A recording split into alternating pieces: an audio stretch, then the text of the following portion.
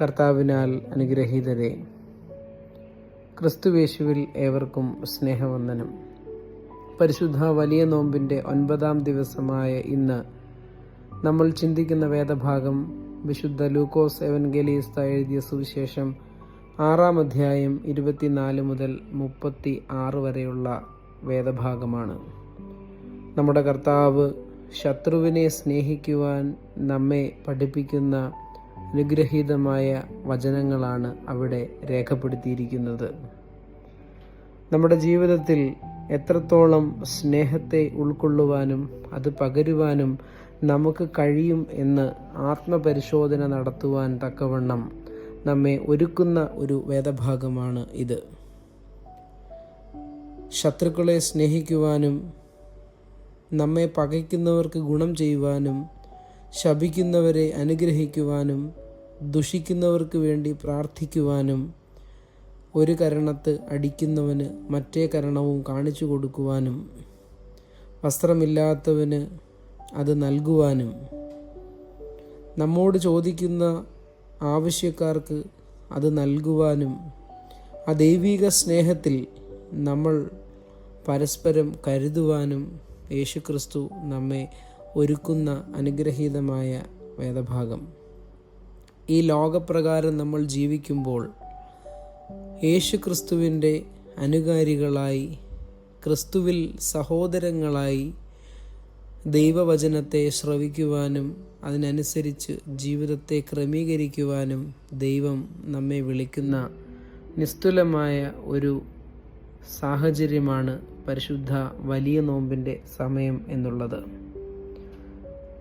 പരിശുദ്ധ വലിയ നോമ്പിൻ്റെ പ്രധാന ലക്ഷ്യങ്ങൾ പരസ്പരം സ്നേഹിക്കുക, കരുതുക, ദാനധർമ്മങ്ങളിലൂടെ സഹസൃഷ്ടിയോട് സമഭാവനയിൽ എല്ലാവരെയും ഒരുപോലെ കാണുവാനും ലോകത്തിനു വേണ്ടി പ്രാർത്ഥിക്കുവാനും പ്രവർത്തിക്കുവാനും അതിലൂടെ ദൈവിക അനുസരണമുള്ളവരായി ദൈവത്താൽ നിയോഗിതരായിട്ടുള്ള കർത്തവ്യങ്ങളെ പ്രവർത്തിക്കുവാനുമുള്ള അനുഗ്രഹീത നിമിഷങ്ങളായിട്ടാണ് നമുക്ക് മനസ്സിലാക്കുവാൻ കഴിയുന്നത്.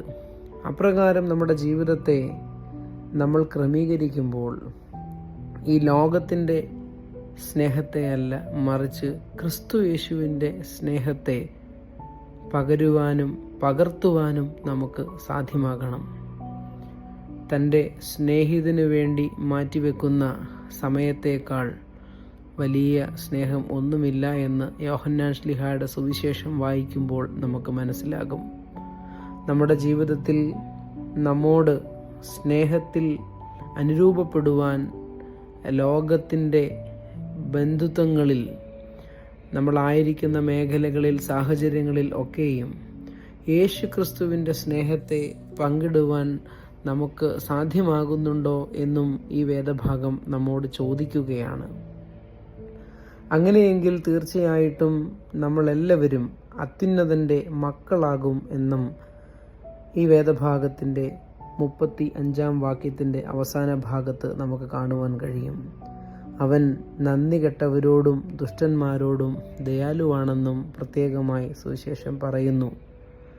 നമ്മുടെ ജീവിതത്തിൽ നമ്മളോട് പകച്ചവരും നമ്മെ ശപിക്കുന്നവരും നമുക്ക് ഉപദ്രവം ചെയ്യുന്നവരുമായ എല്ലാവരുടെയും മനസ്സുകളെ ദൈവം തൊട്ട് ശാന്തമാക്കുവാൻ, അവർ ക്രിസ്തീയ സ്നേഹത്തിൽ ആയിത്തീരുവാൻ അവരെയും ഒരുക്കണമേ എന്നുള്ള പ്രാർത്ഥന നമ്മുടെ ജീവിതത്തിൽ ഉണ്ടാകുമ്പോഴാണ് നമ്മൾ ദൈവത്തിൻ്റെ അത്യുന്നതൻ്റെ മക്കളാകുന്നത്.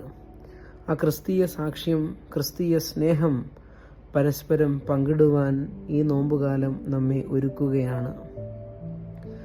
അതിന് ഉത്തമ മാതൃക യേശുക്രിസ്തു അവിടെ പറയുന്നത്, നിങ്ങളുടെ പിതാവ് മനസ്സലിവുള്ളവനാകുന്നതുപോലെ നിങ്ങളും മനസ്സലിവ് ഉള്ളവരാകുവിൻ എന്നാണ്. നമ്മുടെ നോമ്പിൽ പരസ്പരം സ്നേഹിക്കുവാനും മനസ്സലിവുള്ളവരായി തീരുവാനും നമ്മുടെ ജീവിതത്തെ എന്നാളും പരിശുദ്ധ നോമ്പിൻ്റെ കൃപയിൽ മുന്നേറുവാൻ പരസ്പരം ത്യാഗം സഹിക്കുവാനും പരസ്പരം കരുതുവാനും ദൈവകൃപയിലൂന്നി ജീവിക്കുവാനും നമുക്ക് സാധ്യമാകണം.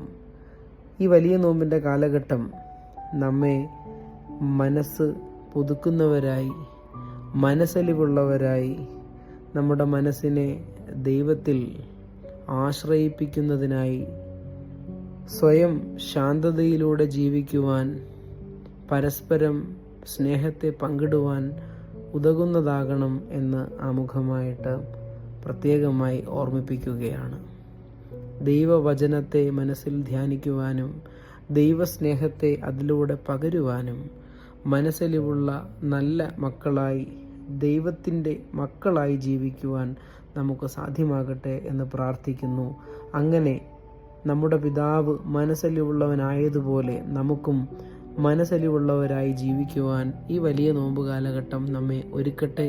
നമ്മുടെ ജീവിതത്തിൽ മനസ്സലിവുള്ളവരായി ദൈവകൃപയിൽ നിറയപ്പെട്ട് നോമ്പിൻ്റെ പാവനമായ പുണ്യം നേടുവാൻ പരിശുദ്ധാത്മാവ് നമ്മെ സഹായിക്കട്ടെ എന്നും പ്രാർത്ഥിച്ചുകൊണ്ട് നിർത്തുന്നു. ദൈവം നാം ഏവരെയും അനുഗ്രഹിക്കട്ടെ.